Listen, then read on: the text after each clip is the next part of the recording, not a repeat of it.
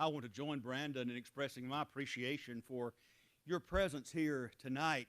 I realize there are other things you could be doing on this Monday evening, but I am so grateful that you have chosen to come and be part of this meeting.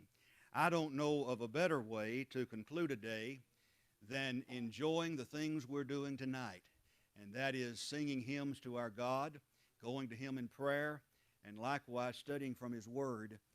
And really, it ought to be our desire every day to know more and more and more about Jesus, that we might become more and more like Him. And so I'm appreciative to this congregation for having me here these few days, and I'm very, very grateful likewise for the topic. Some have said that marriages are made in heaven.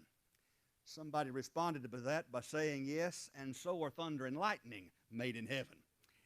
And so, you know, there is a big problem today when we consider the homes in America, and we consider the attacks that are being made against the homes in America. And we've already discussed in this meeting how the home is the foundation of society. And when we don't respect the standard that God has given for the home, then obviously society itself is going to be shaken.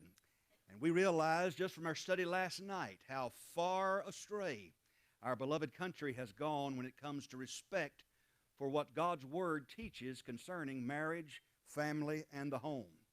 Now, I do believe, as already expressed in our meeting thus far, that the God of heaven can providentially bring two people together. I recommend to young men and young ladies who are thinking about one day getting married, be sure to engage in prayer with God. Include that in your prayers. Ask God to help you, and He will. Because I know this, God has a desire for you to have a healthy, happy, harmonious home. And so just as the text reads, God brought the woman to the man, so it is, I like to believe, that we can go to God in prayer, take our petitions to Him, and He will lead us to a good and godly mate. But let me say that great marriages don't just happen, do they? It takes something more than just happenstance to make a marriage be what God intended. This idea that, well, we're soulmates and therefore everything's going to work out okay is not really the biblical idea, because what we learn as we study the Holy Scriptures is that a great marriage is going to take some effort. It's going to take some work on your part and mine. It's going to take some work on the part of the husband, who develops in himself a sense of selflessness and responsibility toward his wife and toward his children. And likewise, a wife must be one who wants to be a woman of God, respecting her husband, loving him, guiding the home in the right way. And so we want to pay attention to God's plan for the home. It will not fail. After all, God is the author of marriage. He is the creator and designer of the home. And because today we find that the home is often under attack by the forces of evil, it does us good consistently to consider God's teaching concerning this particular topic. And I appreciate the opportunity anytime I have to talk about matters that relate to family. I think you would agree that there are far too many young people today who put a whole lot more effort and energy into a wedding celebration than they do the marriage itself. I sometimes say to young couples who are planning on getting married, make sure that Christ is at your wedding, just like Christ attended a wedding when He performed His first miracle, as we read in John 2. But more than that, make sure that Christ is the centerpiece of your home. Much is said today about what's called the dysfunctional family. You've probably heard that term. Dysfunctional. What does that mean? When something is dysfunctional, it means that it is impaired. Now, in order to fulfill what God desires in our homes, then we have got to be, as a family unit, we have got to be servants. working to help one another. As a family unit, each member of the family is interested in helping. Each member of the family is interested in serving, because the word family itself means household servants. How about that? Household servants. And so when you think about a functioning family, it is the family that has Christ as its center, and likewise each member of the family is working in harmony, serving each other. Now, when Christ is not part of the home, and when there is not this attitude of service and helpfulness in the home, there becomes a breakdown, and therefore we might refer to that home as one that is dysfunctional. And so we're interested in building great families. You know, as mentioned yesterday, our God is a great builder. Jesus is the one who built his church. He said he would build it, Matthew 16:18. Indeed, he did. We're part of it. But likewise, we would also note that according to Psalm 127:1, that the Lord must also build the home. Except the Lord build the house, they labor in vain that build it. Likewise, marriage is something that is sacred. Hebrews 13:4, marriage is honorable in all, the marriage bed undefiled. But in a nation that has to argue and debate over the definition of marriage is a nation already that has proven it no longer respects the sanctity of marriage and the sanctity of the home. Marriage has a divine purpose. We've discussed that already. And remember, primarily, the function of the home is to bring abiding companionship to a man and a woman. God said it's not good that man should be alone. I'll make an helpmeet for him. And so that's the reason that Mother Eve was created. She was created to be an abiding companion, to walk by the side of Adam. That was God's intent. Adam demonstrated that he was pleased with the woman that God designed for him. This is now bone of my bones, flesh of my flesh. She shall be called woman, for she was taken of the man. Now, think about this just for a moment. Man needed a companion. An animal wouldn't do. A good buddy wouldn't do. But God created the woman who was similar to the man, but different in all the right ways. And man was pleased. And so it is that Adam's needs were satisfied. His loneliness, God took care of it. God said it's not good for him to be alone. Here's what he needs. He needs a wife. And so Genesis 2:24, therefore shall a man leave his father and his mother, and shall cleave unto his wife, and they two shall be one flesh. So God has a purpose in mind by bringing a man and a woman together in the holy bond of matrimony. And number one, it's for abiding companionship. It is a relationship that's different from any other. The husband-wife relationship is the highest human relationship there is. We need to understand that it is more important even than the parent-child relationship. That's important. We're going to talk about that tomorrow night. But remember what I've already said. The children that live in our homes that we're rearing right now, we're helping them get ready to leave, aren't we? That's what we're supposed to be doing. Therefore shall a man leave his father and his mother. We love our children. We want what's best for our children. But we've got to help them go out and establish their own homes. But when my wife and I stood before Brother Elkins some 23 years ago, we vowed to one another it was till death us do part. And we meant it. And therefore we understand that even as our kids continue to grow older and eventually will move out, I hope they'll move out, but anyway, as they continue to get older and they move out, we still plan to be together. And so I want to enjoy all of this time that I have with my beloved, my wife, my faithful companion. So marriage has a divine purpose. Number one, abiding companionship. Number two, the procreation of the human race, the addition of children God reserved for the husband-wife relationship. And then, of course, there's another purpose for the family, and that is God uses the home as a way to influence a new generation in the area of godliness and righteousness. And so it is that God wants us to create an atmosphere in our home where our children can learn about Him and therefore they can go out and establish the same kind of homes.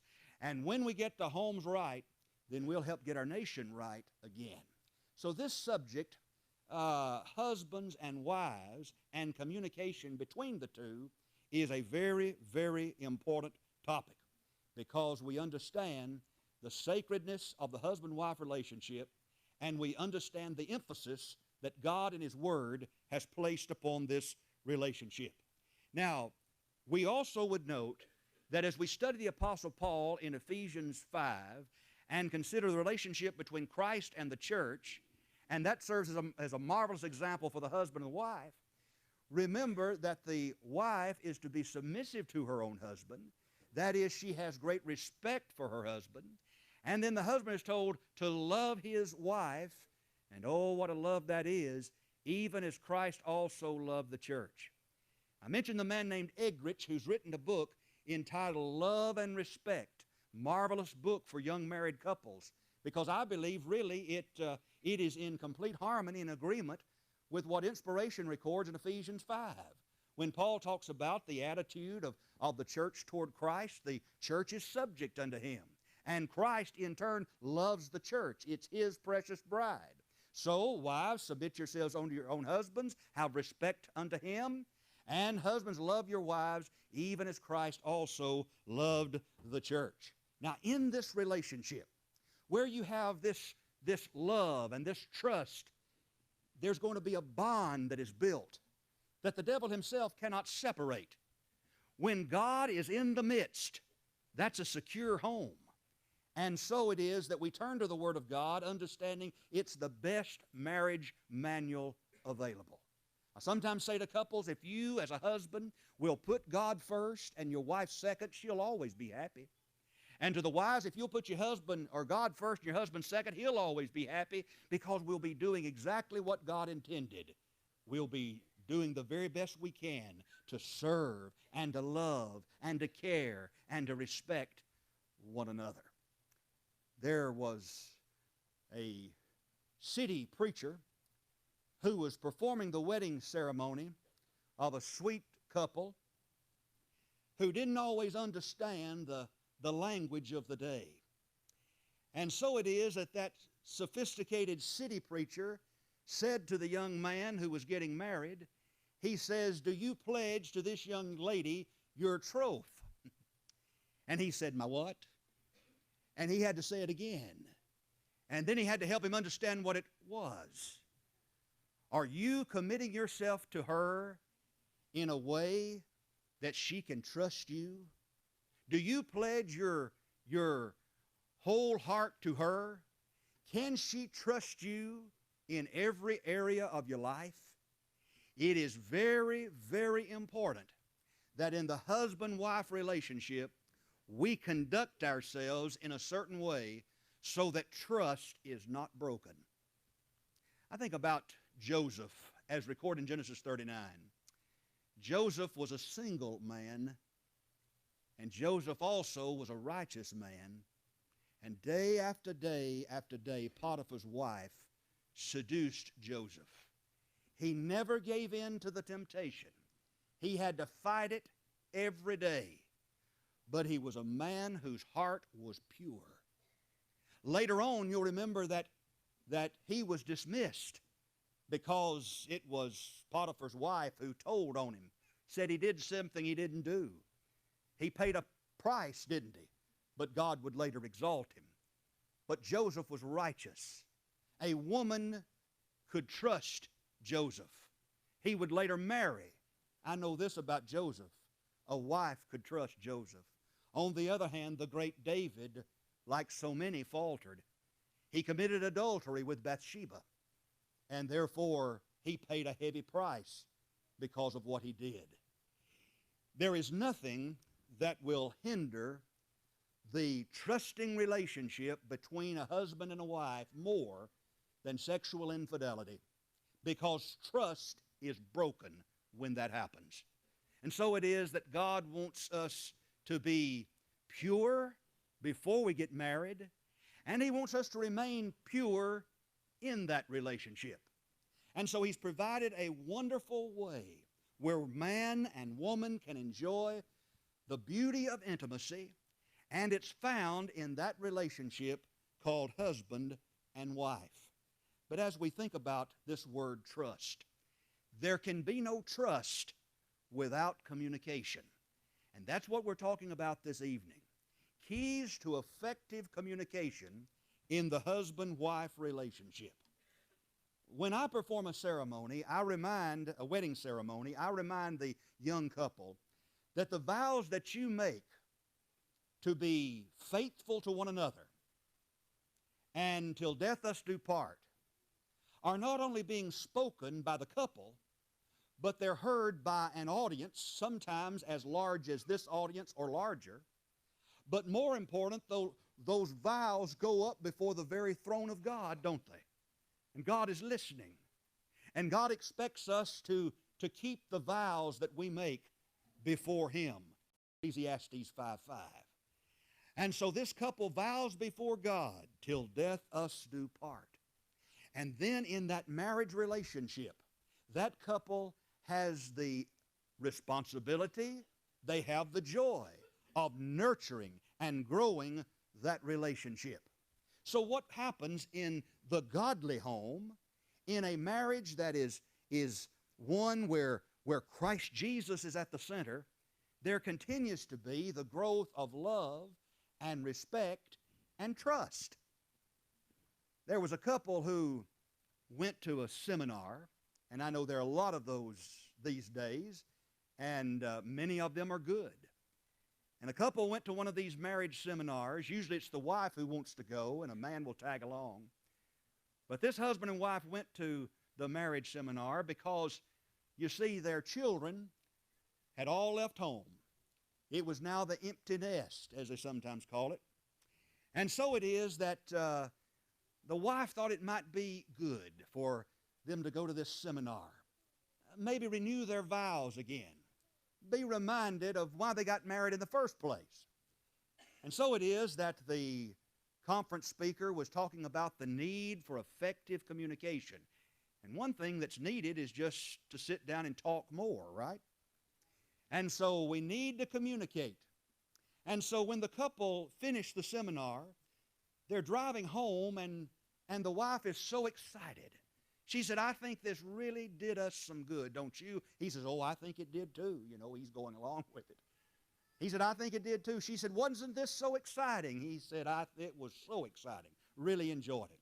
She said, "You know what I want to do now?" She says, "We don't have any more children home. There's no reason for us to go home now." She said, "What I'd really like to do is go to this coffee shop where we used to go, and we can get some coffee, and we can get some cake, and we can just sit there and just keep on talking."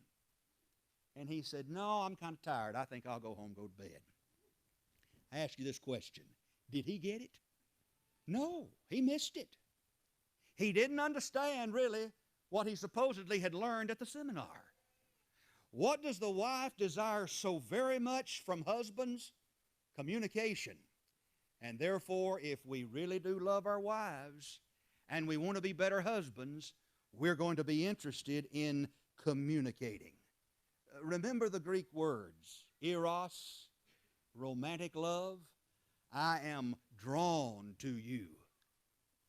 There was something about that young lady that at one time caused him to be drawn to her, most likely because of the way men are made. It was something he saw with his eyesight. He was physically attracted to her.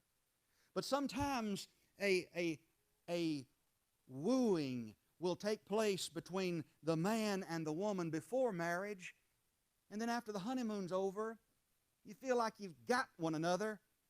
The romance perhaps ends. And God never intended for that to happen. And so there is the sense of eros or romantic love in the marriage relationship. There is storge love, familial love, that's particularly seen as parents have children, and it's extended to family members such as aged parents or brothers and sisters who've established their own love. In the marriage relationship, it's a friendship type of love, isn't it? I not only love my wife, but I like her too. I enjoy the time I can spend with her. But then remember agape love, God-like love. That says not only am I interested in you, I will always be there for you under all circumstances. I will do what I can to meet your needs regardless of the circumstances. Agape, learning to love as God loves. Now let me say this about agape love. That's not something that's just going to happen easily. God loves a certain way. He wants us to love in that same way. But that's difficult for those of us who are human beings. And yet one area where we want to grow surely as Christians, and particularly as husbands and wives, is grow in this area, agape love. You've got to make that happen. And therefore, marriage is a relationship that's going to require proper communication. Our words and our actions in the home speak volumes. And so husbands and wives must talk. That means that time has to be set aside for husbands and wives to do this. It means turning the television off and putting children to bed so that just the husband and wife can talk. I remember one time my wife and I decided that we were going to spend some time just talking, and then a favorite movie of ours was coming on, and we were going to enjoy that movie together, just sitting on the sofa, just enjoying each other's company. And so our children were younger at the time, and we put them to bed. We said, "We want you to go on to bed."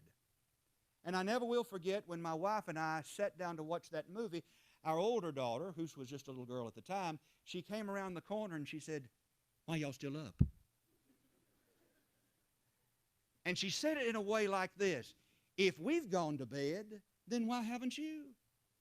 What is there to do if we, the kids, have gone to bed?" Oh, there's plenty. Like sitting here with my wife, just watching a movie, holding her hand or putting my arm around her, enjoying a snack. Get to bed, all right? You see, we have bought into this idea that somehow the husband is the head of the home. Now, that's true. A wife is the heart of the home. That's true. And that children are the hub of the home. That I don't agree with that. Because while children are a vital part of the home, if we happen to have children, the hub of the home is that relationship between the husband and wife. Consider that children are like spokes on a wheel. The hub is the husband-wife relationship.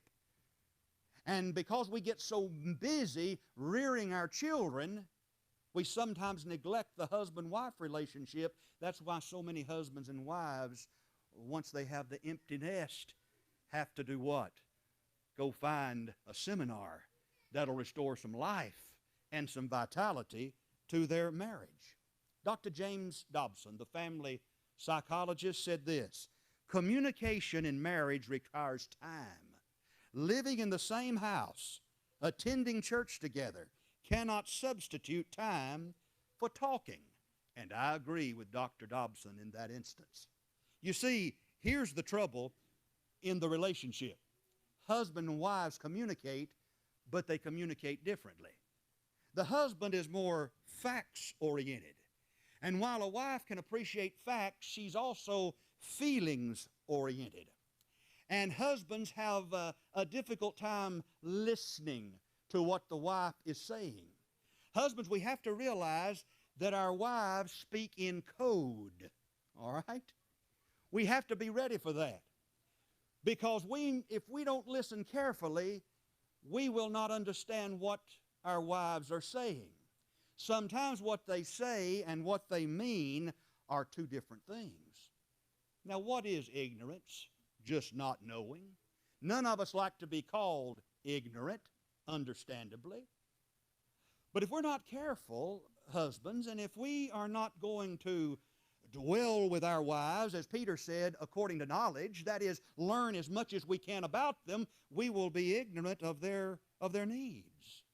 We don't listen necessarily to what she's saying. We listen to what she means when she says it. You see, I have learned a long time ago that it's good for me to either call or text ahead of time before I go home, because I might really be feeling good.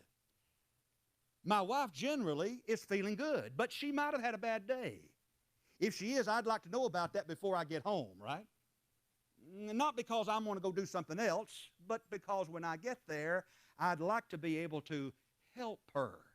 I'd like to be able to understand what it is that's causing this bad day.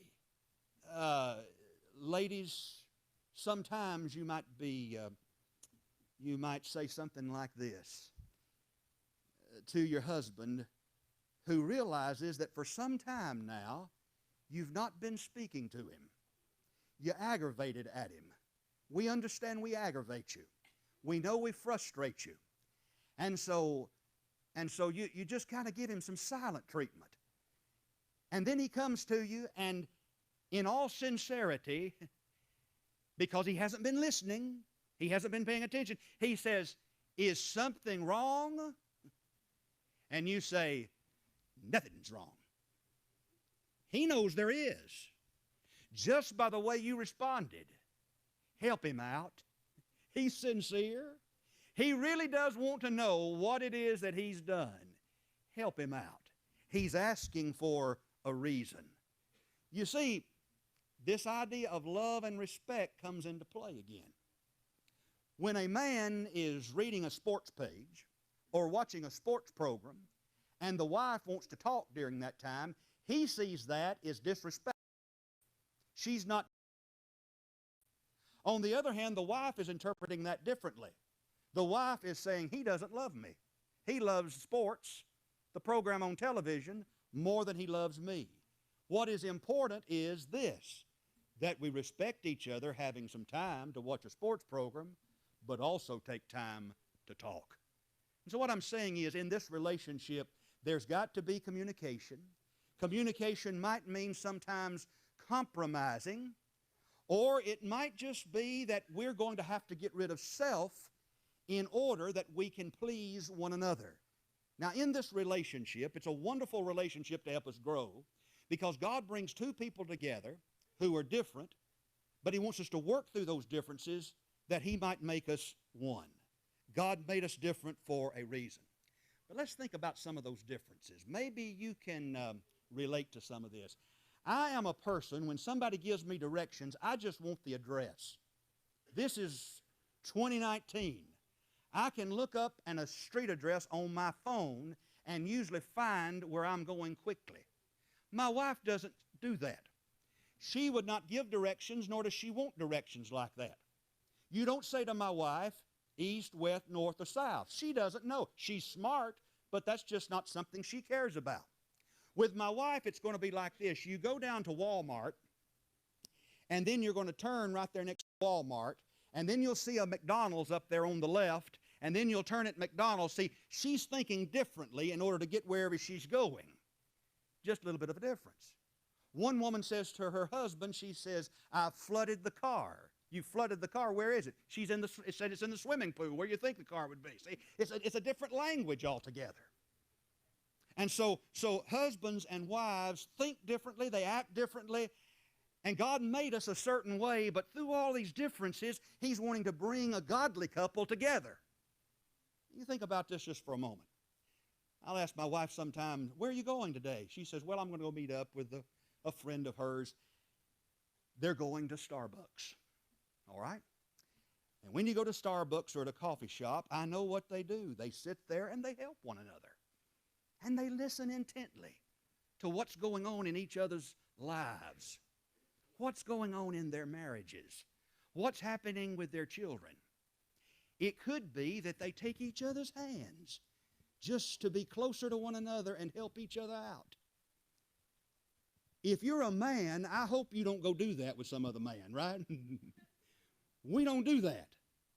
In fact, one of another couple very close to my wife and me, and our wives get together sometime, and my wife laughed when she told me about this. She said, the wife, of the other man said to her one day, he said, I wonder when our husbands go out what they talk about. Wonder what they're talking about. She had the idea that somehow when we go out, the two men, we're talking about them. But we don't. We don't talk about those kind of, quote, intimate subjects. We're talking about sports, or we're talking about politics, or we're talking about the work of the church. They're talking about something else, those two ladies, and that is the relationships that they have in the home. And then think about this. This particularly used to really frustrate me when I was in the dating stage. Double dating. You're with a young lady. You're also with another couple. You go out to eat. And you know it's going to happen at some point. One of those young ladies has to go to the restroom. And the other lady, she says, I'll go with you. And there they go off to the restroom together. Friends, those of us who are guys, we don't look at the other and say, you now want to go to the restroom with me, right? No, you don't do that. No. We're not going to do that. You see, there are differences here. God made us different that He might make us one. And so what we need to do is learn to celebrate these differences. Now, our language is different. And I heard about a man who did go to one of these marriage seminars. And while he was there at the marriage seminar, he was doing his best to listen intently. And he heard that seminar speaker say, sometime during the lecture, he heard the seminar speaker say something like this. He said, men, I want to tell you something. Every one of you in this room should know your wife's favorite flower. He almost jumped up with excitement. He said, I've got this. It's Pillsbury all-purpose. I know exactly what her favorite flower is, right? He didn't get it, did he? So we're thinking differently. We talk differently. And yet what I'm saying is when we work through those differences through effective communication, what a joy that really is. Now remember in Proverbs 15:28, the righteous studies to answer. What can really get us in trouble?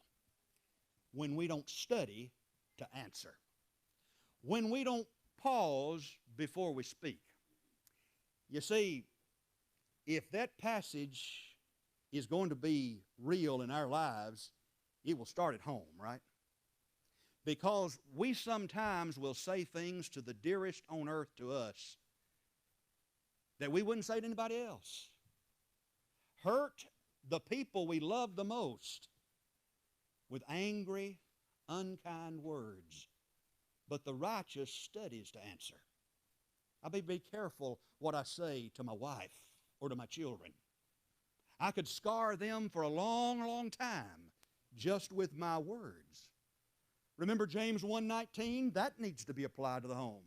Be swift to hear, slow to speak, slow to wrath. Somebody translated that verse like this: tune in, tone down, and sweeten up. And that's a pretty good way to translate James 1:19. Colossians 4:6, let your speech be always with grace, seasoned with salt. Surely that starts in the home. So what I want to do over the next few minutes is think about 5 ways that we can positively communicate one to another as husbands and wives. By way of alliteration, here's the first word I want you to remember tonight, and it's the word concern. Concern. Concern says, I care about you. So ought men to love their wives as their own bodies. That's what Paul stated in Ephesians 5. In this relationship, the husband is concerned about his wife's needs. She's concerned about his needs. Her interests become his interest. His interests become her interest. Based upon 1 Corinthians 7:3 and 4, this husband and wife place the welfare of the other above their own. And so there is concern shown. That's one way to positively communicate. Second, there is not only concern, but something similar to that, comfort. comfort. In 1 Peter 3:7, there is Peter talking to a man. It says, I want you to dwell with your wives according to knowledge. And I want you to remember she's the weaker vessel, not in intellect, not in talent, but as a physical being. And learn what her needs are. And in a very special way, she needs to be comforted. Here's the beauty, in my judgment, of this relationship called marriage. I have found that my wife is a lot more concerned about the day-to-day activities in our household than I am. Sometimes when it's something that relates to the house or to the children, some school project, something of that nature, I'm like, why are you so excited about that? Why does that concern you like it does? And so it is that I have to remember that's just how she's made. On the other hand, when there's something big happening in my life, and I think about how that affects our family as a whole, and I am worried and anxious about it, my wife comes to the rescue. She becomes my rock. She's the one who says, I'm standing beside you. She's the one who says, we'll get through this. There is concern. There is comfort. Comfort in the big things and in the little things. I want to be able to comfort my wife. She truly comforts me in times of trial. Here's the third way to communicate. Not only by showing care and concern, but also by complimenting. What does complimenting say to one another? It says, I admire you. It would be good for us to freely pass out the compliments to others. Because when we do, it makes another person feel good about himself or herself. And especially that ought to be found in the home. When we compliment, we say, I admire you. You remember in 1 Corinthians 13:4, love is kind. Somebody has said what kindness is, by definition, love in the little things. It's that encouraging card. It's that arm around you when you need it. It's that person who comes to you and says, I'm praying for you during this time of difficulty. It's that person who says, wow, what a great job that was that you did. Compliment. I admire you. Romans 12:10, be kindly affectioned one to another with brotherly love, in honor, preferring one another. Why are we sometimes so afraid to give a compliment, particularly in the home? If it's a good meal, say something about it. If your wife or husband looks nice, let your wife, your husband know. Ladies, admire him. Men, admire your wives. Let each other know we're each other's number one fan. Some years ago, my wife and I joined about 5 couples, close friends of ours, in the home, the new home of one of these couples. This particular friend made a lot of money, good income. He also loved the church, gave liberally and cheerfully. I knew this man because I knew him as a friend, knowing that if I needed anything, any kind of bind, he'd be there to help me. And so we rejoiced in the success of this couple. And likewise, we rejoiced in the purchase of this beautiful new home. And that we could be counted worthy to be among their friends. Come over to our new home and see it. And I mean, it was a large home, beautifully designed home. I remember while we're going from one room to another, we're admiring this particular house, but one particular wife among the couples kept putting down her husband. She said, well, I know one thing, we won't ever have anything like this. He'll never make enough money for us to have something like this. I wish he could do more than what he is doing so that we could have something like this. Constant criticism throughout the entire tour of that house. What that wife didn't realize is this: she was chipping away at his manhood, at his ego.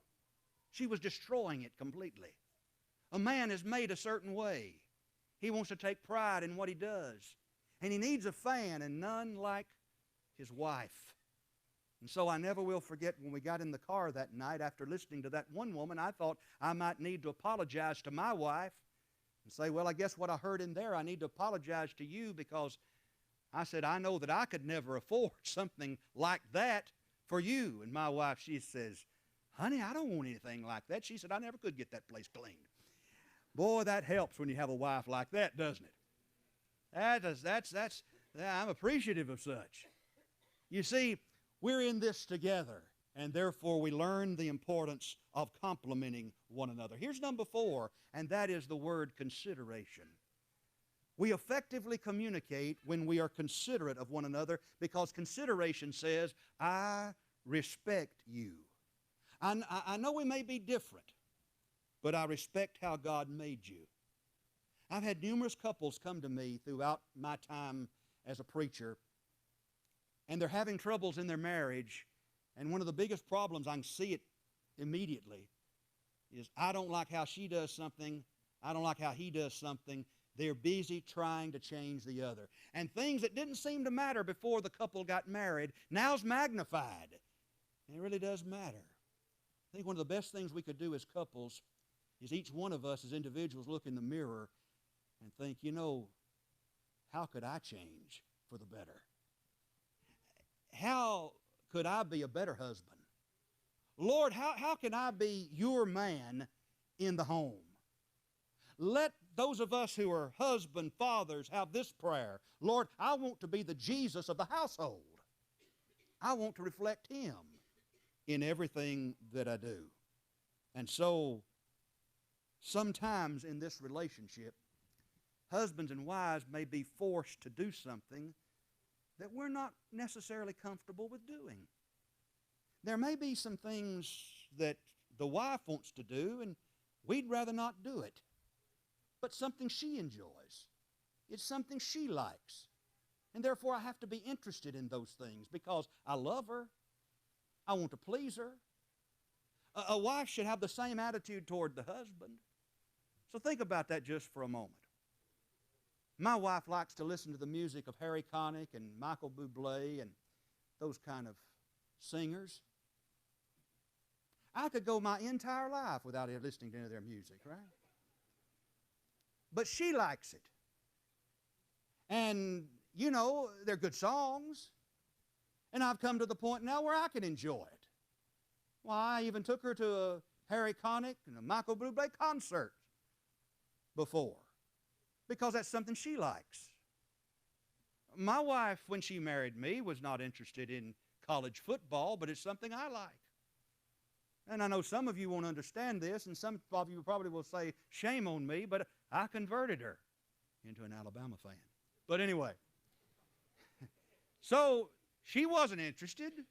Isn't it always easier to get somebody who's not tied to any one particular religion and convert that person? She didn't have any interest in any football team, but I said, I want you to go with me. Okay, I'll go with you. I'll go with you. Now we can be sitting at home watching an Alabama football game, and something big will happen, and all of a sudden my wife will jump up and say, Roll Tide. And my son would look over at his mother and he says, Mom, don't do that. That's not cool. Don't be doing that anymore. I looked at my son and I said, Son, don't you understand that we live in a house with a mother who loves football? Do you understand how neat that is? Quit telling your mother to be quiet when something big happens to Alabama, you say. What I'm saying is this: we've learned to share in our interest. I've learned to start liking the things she likes, and she's learned to like the things that I like. But we've got to be able to communicate, and we've got to be able to be considerate of one another. Now, I've said this before. Hallmark Company has always done a good job for me when I need to express myself. It's an anniversary or a birthday. You know, cards are getting expensive.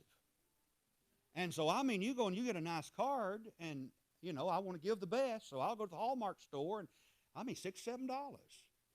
Till my very frugal wife told me not long ago, she said, that's a little too much to pay. She said, don't, but I want to get her a nice card, but I'm a man. I let Hallmark do my speaking for me, right? It's always been interesting to me because I will go and I look for a good card. I want it to be something that I really feel, but it's just a few lines, and then I sign it. Love, Barry. I mean it. She expresses appreciation. But then on the other hand, she gives me a card. It's one of those trifolds, right? You've seen them before? And there'll be poetry all the way down this side. You open it up, it's on this side. It continues all the way over here on this side. And then on the inside, when you open up, she writes something longer than Hallmark's written. And there was a time when I wanted to say, honey, you don't have to do that. I love you. I know you love me. You demonstrate that. But then as I've tried to get a little more mature and reflective, I've thought, maybe what my wife is telling me is this. What she gives me is probably what she's wanting to receive from me. Maybe she'd like for me to sit down and take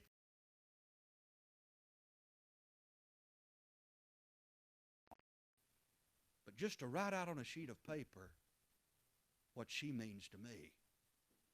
You see, for me, I appreciate the cards, but I'm confident in the love of Celicia, and therefore I don't have to save a card.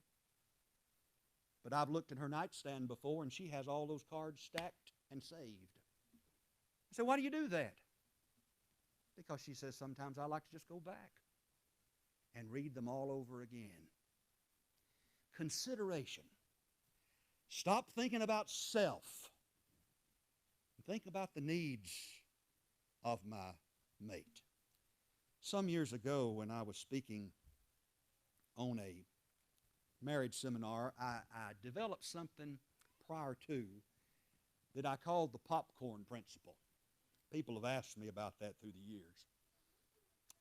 And here's what I call the popcorn principle. I'm sitting watching a movie with my wife in the privacy of our home, and I get to thinking, I wish Celicia would get up and go pop us some popcorn. She knew how much I really like to have some popcorn. Surely she'd get up and go do that. But she just sits there smiling, watching the movie. And I keep thinking, boy, I wish she'd go pop some popcorn. I hate to ask. And then finally it dawned on me, if I want popcorn, I can get up and go in there and pop it myself. And so I turned to her, trying to be a more considerate husband. I said, would you like some popcorn? She said, that sounds good. Go pop some popcorn. Okay, I'll do that. So I got up and I went to the kitchen. I popped some popcorn. I said, you like something cold to drink? Coca-Cola? Yeah, that'd be great. And we sat down and we had that popcorn together. And not only did we enjoy it, but I felt a lot better about myself. I've learned if there's something I think is good, in which we both can delight, then I can take the initiative and do it. And I particularly learned this as I studied a book that I recommend to young married couples from a man named Harley. His needs, her needs. Some of you couples have studied it. In Harley's book, he talks about something called the love bank. He says when you do these little nice things for one another, he says that goes in the love bank. When I said to my wife, would you like me to go pop some popcorn, get us something cold to drink, Coca-Cola, something like that, then she thought that was sweet. She thought that was nice. She thought that was good. Depositing in the love bank, you see. She comes in and she sees me in the family room using the vacuum cleaner or washing the dishes or cleaning up the kitchen. She says, how you doing, handsome? I hadn't been handsome in 25 years. Depositing in the love bank. Why is that so important, brethren? Men, here's why it's important. Because you know as well as I do, along the way, we're going to have to make a withdrawal, right? Because sometimes we just don't get it right. But if I've been depositing in that love bank, she'll be a lot kinder and understanding of me when that happens. Consideration. And with that thought in mind, don't forget about the importance of forgiveness. Somebody said a marriage cannot succeed unless you have in that relationship two forgivers. Got to have it. Sometimes you've got to be considerate enough that you say, I was wrong, and I apologize for my actions. 1 Corinthians 13:5 says this about love. It keeps no record of wrongs. That'll destroy a marriage, won't it? And yet, I can recall a time many years ago when Celicia and I were not seeing things eye to eye. We were having something that perhaps you never have, and that was a little disagreement in the home. And so I said to her something that I should never have said, something that hurt her, and I knew it would. And when I said it, she just turned around. To her credit, she turned around and walked away. And it broke my heart. I said, I thought to myself, how could I have said something to the dearest on earth to me and hurt her like that? I then went to her and I said, we need to talk. And I said, I want to apologize for what I said. I didn't mean that. And I said, I want you to forgive me. She said, well, typical. She just said, that's all right. I've already let it go. I knew she hadn't. Hurtful words. I said, I don't want you just to forget about it or let it go. I want you to forgive me. Because you see, that's how we are often in our relationships with a lot of people. We can say things that we know hurt, and then just expect people to get over it. And friends, that will destroy a marriage relationship. Consideration means forgiveness. Here's the fifth and final word I want to give you for effective communication. It's an old-fashioned word that needs to be brought back, and that is we need to keep courting one another. You heard that word before? To a younger generation, I guess the word is dating. Don't let the romance die. It needs to stay there.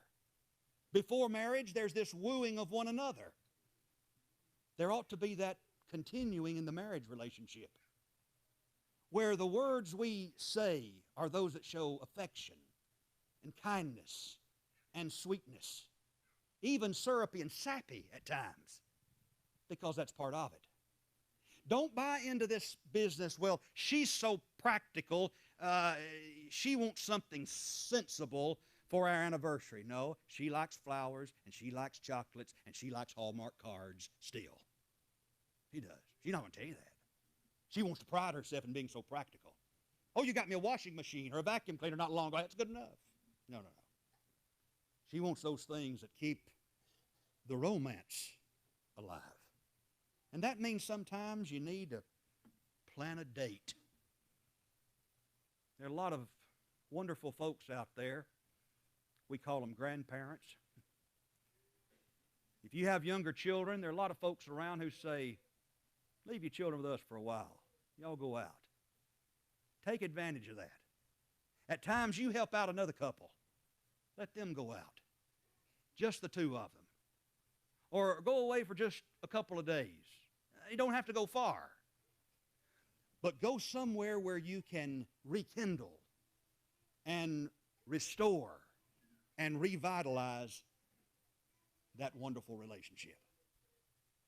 I think I told you yesterday, and I repeat again tonight because I just love this so much. When I preached for the Southwest Church in Austin, Texas, there was an older woman there. And Paul, you might have met her when Hazel McDowell was her name. Sweet, sweet lady. And I never knew Sister McDowell's husband. He was already deceased when I was at Southwest. But I never will forget that one Sunday in my sermon, I said something about Matthew 22:30 in heaven in the resurrection. There's no marrying nor giving in marriage, but where's the angels of God? And she came out that day and she said, Brother Grider, she said, you know, you mentioned that verse this morning that in the resurrection there's neither marrying nor giving in marriage. You know, she said, every time I hear that, she says, I get a little depressed. I said, well, Sister Hazel, why is it that verse makes you depressed? She said, you'd had to know the relationship I had with my husband. She said, I know Jesus said it, and Jesus, what he says is true, but she says, every time I hear that passage, it kind of depresses me, because she says, you know, Brother Grider, she said, I could be married to him eternally, and that'd be fine with me. And I thought, how beautiful. And so it is that while marriage is only for the here and now, I do look forward in heaven to seeing my sweet sister, who was my wife here, throughout all eternity. And marriage is such that it's worth the hard work put into it. I do not know of a relationship here on earth that needs more cultivation than that husband-wife relationship. And if all along the way we're developing our relationship with the Lord, then we're going to be making that husband-wife relationship a top priority. About a year ago, I talked about some of these things during a meeting over at East Main in Murfreesboro. As I've done on occasions when I talk about marriage and family, I mentioned something that I read some years ago. A couple down in Alabama won a good housekeeping contest. A couple who'd been married over 50 years. And this couple had written as to what was the success of their marriage. And they won the contest. What was interesting that night at East Main in Murfreesboro is that though I had never met Patty and Dylan Bays, their grandson was there.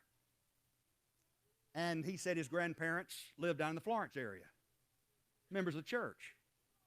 I'd quoted this for years, but I didn't know their relationship to the church. I'd never met them. Still haven't. But that night after I read this, their grandson comes to me and says, that couple that you mentioned, those are my grandparents. He says, matter of fact, I know exactly what it is you quoted. We've talked about that before, and I enjoyed talking with him and told him I hope one day I can meet this couple. But I oftentimes like to share with you what they shared with so many through this good housekeeping contest. They said, what kept the relationship strong was this: we gave when we wanted to receive. We served when we wanted to feast. We shared when we wanted to keep. We listened when we wanted to talk. We submitted when we wanted to reign. We forgave when we wanted to remember. We stayed when we wanted to leave. What's the difference in the problems that are faced between those who stay together and those who separate? Sometimes there's not a lot of difference at all. It's just how those problems are addressed. It's a decision that says we're committed to one another and we're not going to give up. You see, love doesn't keep a marriage together. Marriage keeps the love there. It's a commitment that two people have made before God. We're going to make this work. Till death us do part. And Peter says, by inspiration, you become heirs together of the grace of life. I hope what we've studied tonight will help you in building a stronger marriage. But as we close, don't forget the importance, the fact that for our homes to succeed, Christ has to be at the center. And though some may never choose to marry, you have to be married to Christ in order to go to heaven. And so Christ can be the centerpiece of your home, and He's the only way to salvation. And when Jesus came to this earth, He was not interested just in individuals. He was interested in saving entire families. He said to Zacchaeus, salvation has come to your house this day. When Paul converted the Philippian jailer, salvation came not just to the Philippian jailer, but to the whole household.